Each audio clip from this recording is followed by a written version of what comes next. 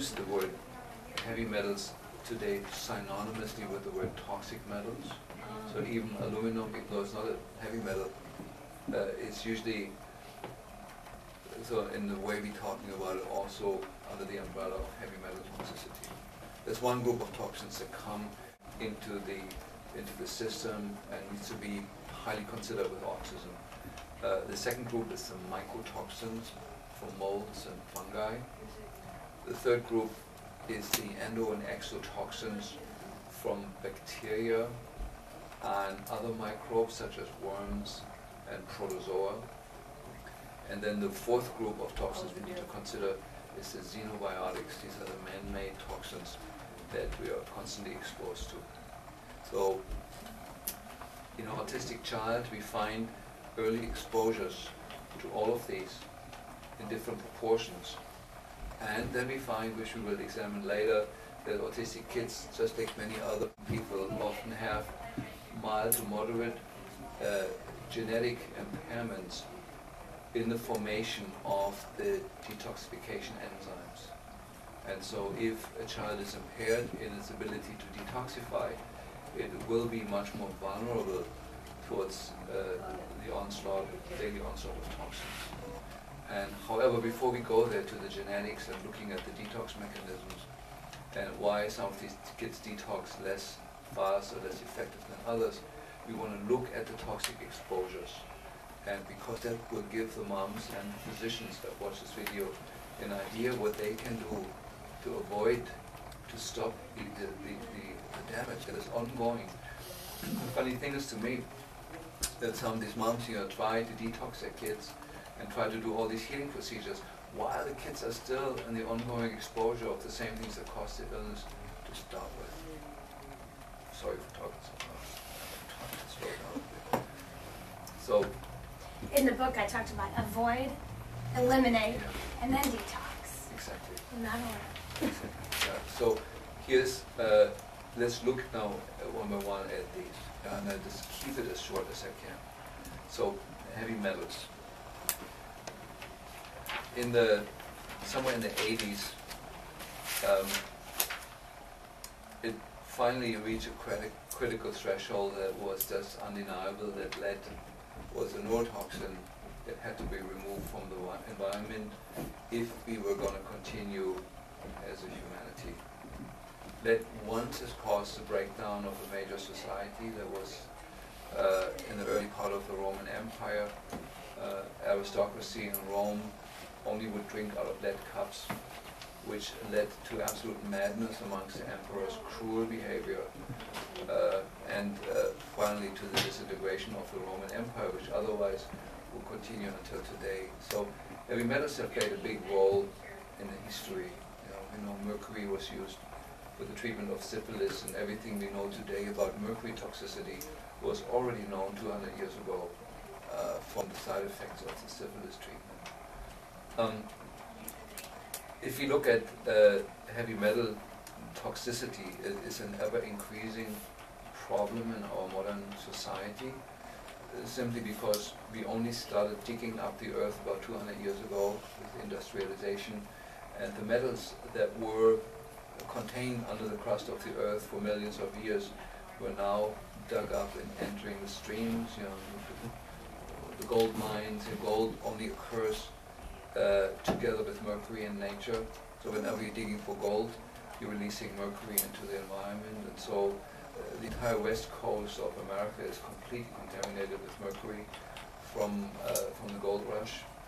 The worst places are California and Alaska, but also here in Washington and British Columbia. So we had our share of that. So lead was added to the gasoline and through the exhaust, farm. Wherever there is a street, there's lead in the neighboring fields and trees. We know that pine forests have a habit of extracting mercury from the air and concentrating it in the pine needles. So whenever there's a forest fire, anything downwind from there gets hugely contaminated with mercury that's released fresh into the air. It may have taken the tree 300 years to accumulate it from the air, to clean the air. and it takes, you know, one good fire a few minutes for all of it to be released back into the air. We know that chlorine-producing power plants are releasing hundreds of tons of mercury into the air every year.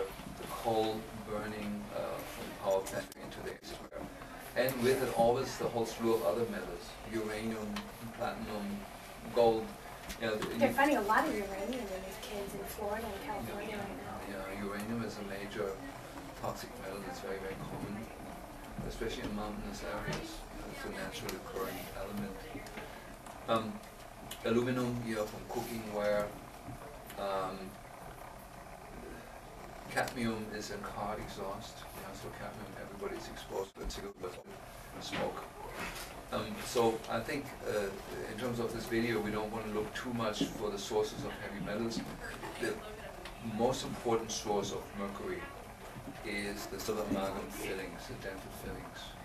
And the only thing we really know is that the 60% or so of the mercury burden of the mother is transferred to the fetus during a pregnancy and following lactation period. 60% of the body burden. Goes. Picture the picture. Yeah, goes from the child, and there's going to be a wonderful picture in the book to that. Therefore, also it is clear that in this scenario, the firstborn child is much more likely to have autism than the next one. If that is the source of the problem, we can usually tell if it's the firstborn that has autism, it was the toxins from mom. If it's a secondborn or thirdborn, it's an ongoing exposure from home or other sources. So we can tell from the sibling position what the likely cause of the autism is in the child. And it has turned out completely true. One amalgam filling contains well often over a gram of mercury, where only milligrams are needed to make a child autistic. And one amalgam filling evaporates 50% of its. So first of all, an amalgam filling consists of 50% mercury, and so there'll be over 1 gram in just one filling just of mercury. And 50% of that mercury is released in the first 7 years of that filling.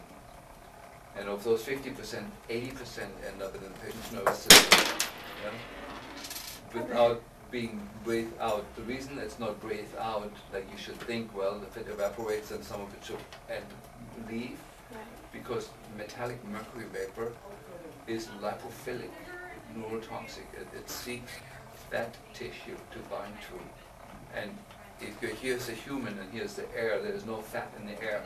The only fat is still the human being, and so the mercury that is in the breath does this movement. It reattaches to the body immediately as quick as it leaves, and therefore 80% of the evaporated filling ends up in the system, and over time bioaccumulates in the nervous system because it has a propensity to do so. One filling has been calculated once. If you would take the mercury out of one dental filling and convert it into methyl mercury, which bacteria do in our system, and inject it into an elephant, would kill the elephant on the spot. So many moms have 12, 16, 20 fillings. So it's a miracle to humanity as it is, and it's a miracle that we are alive all autistic. So it's not. Maybe we are. It's the wrong. Well, for some of us more true than others. Especially when you look at it as this continuum that we look at it. So it's the wrong question to ask for a mom. Why does my kid have autism? The right question would be, isn't life incredible that we don't all have autism? Why just this one child? That's the right question. And so, we know moms have silver amalgam fillings. We know that much of that accumulated released mercury from the filling gets converted into methyl mercury, which is 50 times more toxic than the mercury in the filling. And once it's converted, it is a most potent brain neurotoxin. And is that the +1 mercury? When you say +1, no, it's a +2. Plus It's a two, +2. okay. Yeah. But it's when you're adding the positive charge. Yeah. Another mercury salts, and +2 is organic mercury, which is the most toxic lethal form of it, that ends up in mom, and 60% of her body burden is during the pregnancy used to dump into the baby. The mom is using the baby as an excretory organ. It's a Great. garbage dump. Yeah? And that is biology has always been cruel. Biology always favors the older ones towards the younger ones. Always does. +1. The other sources of mercury, some of them I discussed. Fish is becoming increasingly a source of mercury, even though it's still clear from the statistics. Then when people eat fish, grown-ups, when they eat fish, the protective factors that are in fish, like the selenium and the fatty acids, are creating more protection than the damage is caused by the mercury in it in general. Now, an exception is severely contaminated fish, like in Miyamata in Japan, when all the fishermen got crippled, by these illnesses that then turn out to be mercury toxicity. But in general, statistics so far show that eating fish is better than not eating fish, even though you get a good dose of mercury every time you eat it. However, this is not true for the developing fetus. There the damage far exceeds the benefits. And even though we know that the brain development and the neurological development of the fetus largely depends on the presence of omega-3 fish oil, DHA and EPA in the system of the baby. Without that, no development of intelligence. And however, in fish, the fish oil comes always with the price of also the methyl mercury that's in the fish. And therefore, current recommendations all over the world are to either minimize or stop eating fish during pregnancy. However, to take a fish oil product that has been cleaned from mercury residues. There's a Norwegian company that does it now routinely, and the fish oil is available under different names. Everybody's marketing the same fish oil: Nordic Natural, Carlson's cod liver oil. They all come from the same source in Norway, the same company that makes this. They have a process by which they take the mercury out of the fish. And so, recommendation number 1 that results from this to pregnant moms is avoid exposure, means stop eating fish while you're pregnant completely. And we have many cases of autism just where the only factor that we found is mom was eating a lot of tuna fish during pregnancy. Tuna fish is the worst contaminated fish because it's a recommended high protein snack. Yeah? So stop eating fish, take good fish oils. One is Mercola's website is one of the good sources of it, mercola.com. Ruben, with his book, The Maker's Diet, he markets the same oil. They're all the same oil from the same company. And so find the cheapest one and go. Yes, and I have some shocking news though, however. I asked the company, well, it's made from small saltwater fish like sardines and so forth, near the polar ice cap. The water is relatively clean. And I asked them how long, if you're fishing this, and now with the American fish oil sales, which have gone up tremendously in the last few years because of this knowledge being out, how long is there any more fish? When are you going to run out of fish? I said 4 years.